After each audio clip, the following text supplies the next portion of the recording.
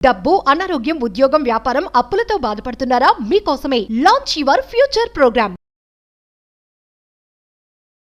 ఇప్పుడు అందరికీ schools open అయిపోయినాయి. తర్వాత ట్యూషన్స్, యూనిట్ టెస్ట్, ఇక ఎగ్జామ్ మీద ఎగ్జామ్స్. సో, టెన్షన్, స్ట్రెస్ అనేది పిల్లలకి కూడా చాలా ఉంటుంది. పిల్లలకి ఎంత ఉంటుందో మదర్‌కి ఇంకా ఎక్కువ ఉంటుందనమాట ఎడ్యుకేషన్‌కి సంబంధించి. సో, దాని గురించి కూడా మనం అనూహ్యతో మాట్లాడదాం. సో, అనూహ్య, స్కూల్ స్టార్ట్ అయిపోయాయి. అంటే ఏ ఏజ్ పిల్లలకి, మంత్స్ బేబీకి ప్రతి ఒక్కరికి ఉంటుంది స్ట్రెస్. అంటే 10 మంత్స్ కానీ 11 మంత్స్ ఆకలి, నిద్ర, కడుపు నొప్పి, ఆ ఏజ్ పిల్లల్ని. స్ట్రెస్ లేని వాళ్ళు అంటూ ఎవ్వరూ ఉండరు అనేది అది అందరికీ తెలిసిన విషయమే. ఇప్పుడు స్కూల్స్ ఓపెన్ అయ్యాయి. ట్యూషన్స్, ఎగ్జామ్స్, వీటి గురించి స్ట్రెస్. పేరెంట్స్‌కి వచ్చేసి స్కూల్ ఫీజులు, ట్యూషన్ ఫీజులు, ఫైనాన్షియల్‌గా స్ట్రెస్. పిల్లలు చదవలేదని టెన్షన్‌గా ఫీల్ అయిపోతారు. Marks, exams. అంటే ఇది పిల్లలకి ఉంది, పేరెంట్స్‌కి ఉంది. కొంచెం పెద్దగా అయిపోయారు పిల్లలు. 6థ్, 7థ్, 8థ్, 9థ్ కాంపిటీషన్ ఎక్కువ అయిపోతుంటది. కొంతమంది ఏందంటే వాడికన్నా నేనే మంచి మార్క్స్ తెచ్చుకోవాలన్న దాంతో స్ట్రెస్ ఎక్కువ పెంచుకుంటా. సో, అలాంటి పిల్లలు, పేరెంట్స్ గురించి ఇద్దరు స్ట్రెస్ నుంచి బయటికి రావాలంటే ఎలా? మీరన్నట్టు స్ట్రెస్ అనేది చాలా కామన్ అయిపోయింది. మంత్స్ విషయంలో అని చెప్పిన బేబీ మంత్స్‌లా ఉన్నప్పుడు ఇప్పుడు మనకి మైల్ స్టోన్స్ అంటూ ఉంటాం కదా! ఇన్ని మంత్స్ అంటే బోర్లా పడాలి, ఇన్ని మంత్స్ అంటే కూర్చోవాలి. సో, ఇంట్లో ఉన్న పెద్దవాళ్ళు ఏం చేస్తూ ఉంటారంటే, ఇన్ని నెలలు నిండిపోయి ఇంకా వీళ్ళు కూర్చోలేదు, ఇంకా వీళ్ళు బోర్లా పడలేదు, ఇంకా నడలేదు అది అని. అలా స్ట్రెస్ పెంచుకుంటూ ఉంటారు. అవసరం లేదు. కొంతమంది తొందరగా అయిపోతుంది, కొంతమందికి డిలేడ్ మైల్ స్టోన్స్ అంటాం అనమాట. కొంచెం వెనక్కి అవ్వచ్చు. అయితే ఇంకొక నెల రోజుల తర్వాత ఇంకా ఎక్కువ డిలే అయితే అప్పుడు మనం వరీ అయ్యి డాక్టర్ని కన్సల్ట్ చేయడం అది అంతా. ఆ బుడ్డోడు కూడా కష్టపడుతూ ఉంటాడు. ఇటు తిరుగుతాడు, అట్టు తిరుగుతాడు, ఆడు బోళ్ళ పడాలి. వాళ్ళు తిరుగుతుంటారు, ఇంట్లో ఉన్న వాళ్ళు కూడా బలవంతంగా ఇంక ఇలాగ తిప్పేస్తూ ఉంటారు అనమాట. సో, అక్కడ నుంచే స్ట్రెస్ అనేది పేరెంట్స్ పిల్లలకి ఇస్తున్నారు. Okay, first point. పిల్లలు చదవడం లేదు అన్న విషయంలోని చాలా స్ట్రెస్. నేను చాలా మందిని వింటూ ఉంటాను, ఇంకా ఎప్పుడో ఎగ్జామ్స్ ఉంటాయి, అమ్మో మా పిల్లల ఎగ్జామ్స్ ఉన్నాయండి, ఎక్కడ వెళ్ళాం. అబ్బాయికి ముందుగుండానమాట, టీవీ కట్, స్క్రీన్ కట్, అన్నీ బయటకు ఆడుకోవడానికి వెళ్ళడానికి లేదు, ఇలా అన్నీ రూల్స్ పెట్టేస్తూ ఉంటారు అనమాట. అండ్ ఇది ఎక్కడి నుంచి వస్తుంది? ఎస్పెషల్లీ మదర్స్కి ఈ స్ట్రెస్ అనేది ఎక్కడి నుంచి వస్తుంది అంటే, మనం కనుక ఒక్కసారి ఆ మదర్ జీవితం కనుక రివ్యూ చేసుకుంటే, ఎక్కడో ఫియర్ ఆఫ్ ఫెయిల్యూర్ తను తన లైఫ్లోని ఎక్స్పీరియన్స్ అయ్యింది, పిల్లడికి రాకూడదు, తన కిడ్కి రాకూడదు అని వస్తూ ఉంటుంది. ఇప్పుడు మనమైనా అదే చేస్తాం కదా, ప్రతి పేరెంట్ వాళ్ళ లైఫ్లోని ఎక్స్పీరియన్స్ అయ్యింది వాళ్ళ పిల్లలకి జరగకూడదు అని చెప్పి అనుకుంటూ ఉంటారు.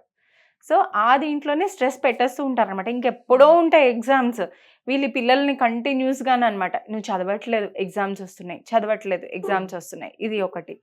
అండ్ సెకండ్ థింగ్, నేను కామన్గా చూసిన ప్యాటర్న్ ఏంటి అంటే, పేరెంట్స్ ఎస్పెషల్లీ 10th, 11th గ్రేడ్స్లో ఉన్న పిల్లలకి ఎగ్జామ్స్ వస్తున్నాయి అంటే, ఎగ్జామ్స్ వస్తున్నాయి నీ దీని మీద డిపెండ్ అయి ఉంటుంది. అంటే మేము నలుగురిలో తలెత్తుకొని తిరగాలి అంటే నీకు వచ్చే మార్క్స్ బట్టే అని. అది చాలా తప్పు రాదా.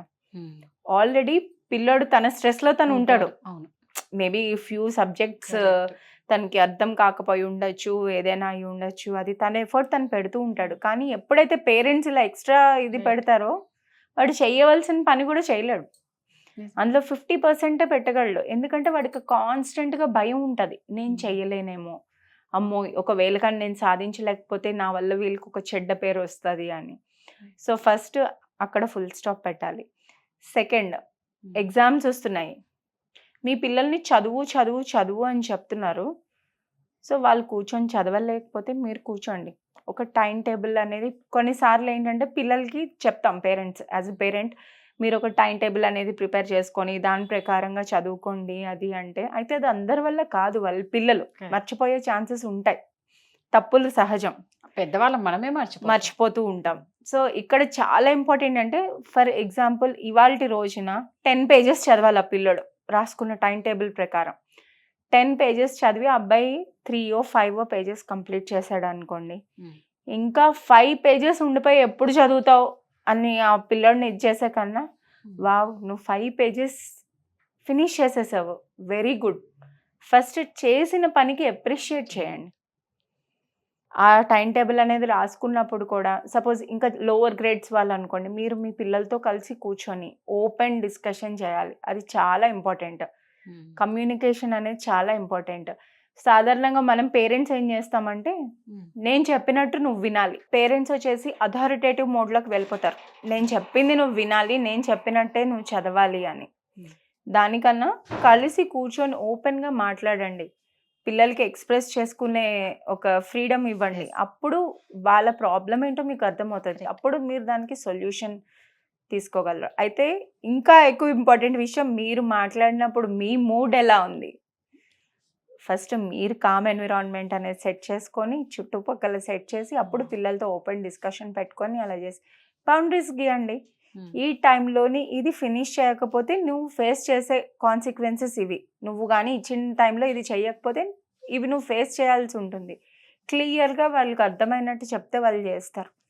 అదే మనం పదే పదే నువ్వు అది చేయలేదు, చదవట్లేదు, నువ్వు మొద్దువి, ఇట్లా కామన్గా వాడుతూ ఉంటాం కదా, నీకు అర్థం కాదు, నువ్వు చాలా సార్లు చదవాలి, ఇది కూడా చేస్తూ ఉంటారు పేరెంట్స్. నువ్వు కంటిన్యూస్గా చదవాలి, నీకు గుర్తుండదు, మర్చిపోతూ ఉంటావు. నో, ఇప్పుడు వాష్రూమ్కి వెళ్ళినా స్నానం చేయించినప్పుడు కూడా అడుగుతూ ఉన్న పేరెంట్స్ కూడా ఉన్నారు. సో ఆ స్పేస్ అనేది ఇవ్వండి కొంచెం, అప్పుడు ఆటోమేటిక్గా వాళ్ళకి స్ట్రెస్ ఉండదు, మీకు స్ట్రెస్ ఉండదు. సో ఇది పేరెంట్స్ కి.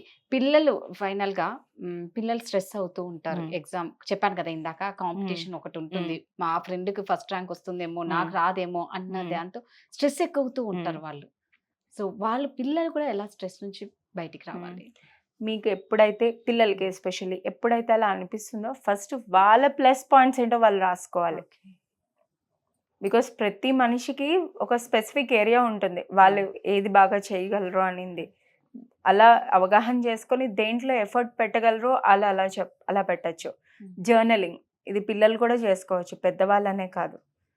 మీరు ఏ ఏరియాస్లో ఇంప్రూవ్ అవ్వాలి, ఏ ఏరియాస్ బాగా చేస్తారు అవి అన్నీ ప్రతిరోజు లేదా వీక్లీ వన్స్ అలా రాసుకోవటం వల్ల హెల్ప్ అవుతుంది. ఒక చిన్న సింపుల్ టెక్నిక్ చూపిస్తాను, పిల్లలకు కానీ పెద్దోళ్ళకి కానీ ఎవరికైనా. 5 fingers, ఏమి టూల్స్ అక్కర్లేదు, మీ 2 చేతులు వాడే చేసుకోవచ్చు. స్టార్ లాగా ఉంటుంది కదా, దీన్ని స్టార్ ఫిష్ బ్రీతింగ్ అంటారు అనమాట పిల్లల కోసం. అంటే ఏమీ లేదు, జస్ట్ మీరు చదవడానికి కూర్చున్నప్పుడు కానీ లేదా స్ట్రెస్ ఫీల్ అయినప్పుడు కానీ ఇంకొక రైట్ హ్యాండ్ చూపుడు వేలు తీసుకొని జస్ట్ ఇన్హేల్. ఓకే, మీరు కూడా ట్రై చేయొచ్చు. ఇక్కడ నుంచి తమ్ దగ్గర నుంచి స్టార్ట్ చేయాలి. తమ్ ఇక్కడ, ఇన్హేల్. ఈ పాయింట్ దగ్గర రీచ్ అవుతున్నప్పుడు చిన్న బ్రేక్ తీసుకుంటారు. Exhale, inhale, exhale, inhale, exhale, inhale, exhale, inhale, exhale. So ఇలా ఒక 2-3 times జస్ట్ మన చేతిని మనం ఒక 2-3 times చేసినప్పటికీ చాలా రిలీఫ్ వస్తుంది, క్విక్ రిలీఫ్. ఓకే, మీలో ఉన్న స్ట్రెస్ అంతా అలా చిటికలో మాయమైపోతుంది. ఇది పెద్దోళ్ళైనా చేయొచ్చు, చిన్న పిల్లలైనా చేయొచ్చు, పెద్దవాళ్ళు ఎవరైనా వాళ్ళ పిల్లలతో కలిసి చేయొచ్చు. సో ఆ బాండింగ్ అనేది కూడా చాలా ఇంప్రూవ్ అవుతుంది. సో ఇది 3 times చేయాలి, ఎనీ టైం, ఎప్పుడైనా. మీరు కొంచెం డిస్టర్బ్డ్గా ఫీల్ అవుతున్నారు, చాలా ఇరిటబుల్గా ఉన్నారు, చేయండి క్విక్గా. లేదా ఒక ఇంపార్టెంట్ పని ఉంది, మీరు ఫోకస్ చేయాలి దాని మీద, ఇది చేసి కూర్చోండి, ఫోకస్ చేస్తారు. ఒక 3 times బ్రీత్ తీసుకుంటూ వదులుతూ. సో ఇలా పైకి అన్నప్పుడు మీ థంబ్ నుంచి పైకి వెళ్ళినప్పుడు, మీ వేళ్ళ పైకి వెళ్ళినప్పుడు ఊపిరి తీసుకుంటారు, కిందకి దిగినప్పుడు ఊపిరి వదులుతూ ఉంటారు. అలా మీ ఫోకస్ అంతా దీని మీద ఉండాలి, మళ్ళీ ఎక్కడో చూస్తూ ఉండకూడదు. ఇలా ఇన్హేల్, ఎక్సేల్, ఇన్హేల్, ఎక్సేల్. ఇది చాలా సింపుల్ టిప్, 5 నిమిషాలు కూడా పట్టదు చేయడానికి. మీ పిల్లలు చదవడానికి కూర్చునే ముందు కూడా ఇది చేసి కూర్చోవచ్చు, ఫోకస్ అనేది పెరుగుతుంది చాలా. సో ఏ స్ట్రెస్ కైనా ఇది క్విక్ రిలీఫ్. సూపర్, బాగుంది. Thank you. సుమన్ టీవీలో మీ పర్సనల్ అండ్ బిజినెస్ ప్రమోషన్స్ కోసం కింది నెంబర్కి కాంటాక్ట్ చేయండి.